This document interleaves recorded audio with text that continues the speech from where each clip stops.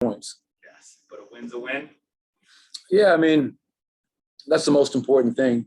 You can talk about all the reasons that we gave back a 31-point lead. They took a 2-point lead in the fourth quarter. But all that matters is that we found a way to regain our composure, close out the game, and get a really important win with now 5 games to go.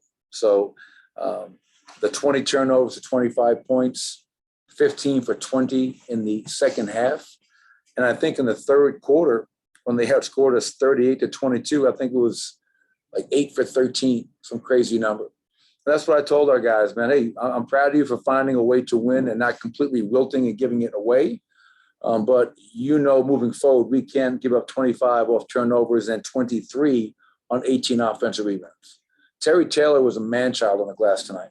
Challenged our guys at halftime. He had 8. Goga had 6. So we'll take the win, Mike, but obviously this is not nearly good enough for where we're trying to go. You get up 31. Is it just good habits that you're trying to see? And it seems like you just get frustrated when those good habits get undermined. My frustration is I think we get bored with success. We got up 31 because we played a certain brand of basketball. Our defense in the first quarter was great. We had 14 assists in the first quarter, low turnovers. And then all of a sudden we think, oh, we're up 31. I kept on telling the guys, it's 0-0 second quarter. Win the quarter. And obviously we didn't do that. That's when things started to unravel. I hate getting up 31 early. I really do, because it is a recipe for, I'm going to take a deep breath. I'm going to relax. Oh, I'm going to start doing my thing. And you get away from what allowed you to build the lead in the first place. So, like I said, we found a way. We're going home tonight in 5th place in the Western Conference. And ultimately, that's all that matters. You talk about that, even kind of taking a deep breath, that fourth quarter as the playoffs loom, and you have a playoff game kind of atmosphere Friday.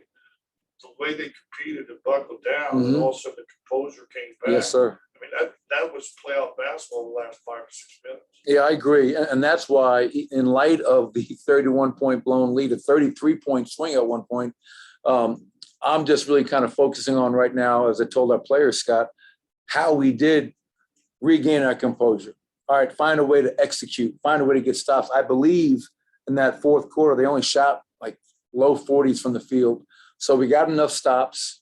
We executed. We got to the foul line. I thought Bones Highland down the stretch does not look like a rookie, which is great to see. Nicola, obviously, 37, 13, and 9. Monte mid big plays. Will.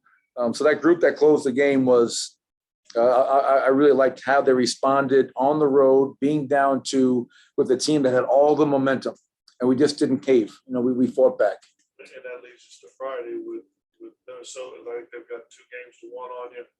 They're in a tough one in Toronto tonight, obviously, but this to me, Towns, Joker, Minnesota, you guys, that's kind of a true rivalry going on Friday. Oh, no doubt. I mean, they're up 2-1 on the head-to-head right now. The last 2 times, not only have they beaten us, they've beaten us bad. Let's be honest, call it what it is. And just like us, every possession, every quarter, every game matters.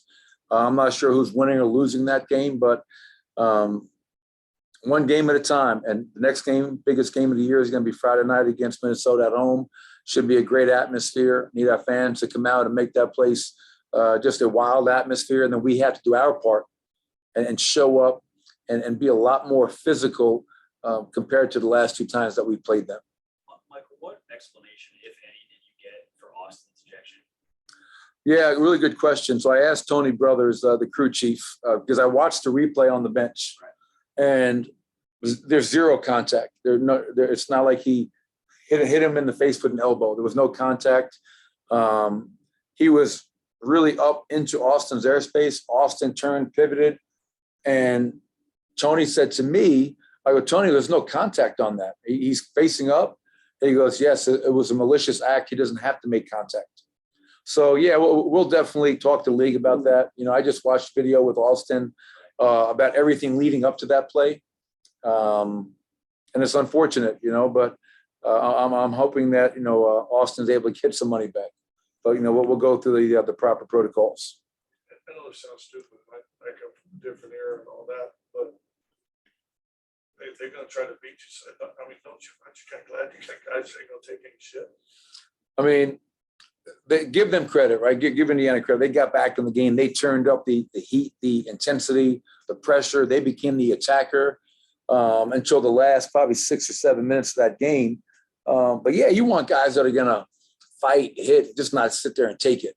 And that's not just in regards to that incident. That's just in general. You want a team that's going to go out there and fight for every inch. And, I think we have a bunch of guys like that. And we're going to need that. I mean, 5 to go. Every one of these games matters. Going into the postseason, when each possession becomes magnified, you want toughness. And, you can't fake that, as you know. All right. Appreciate everybody. A win is a win is a win is a win.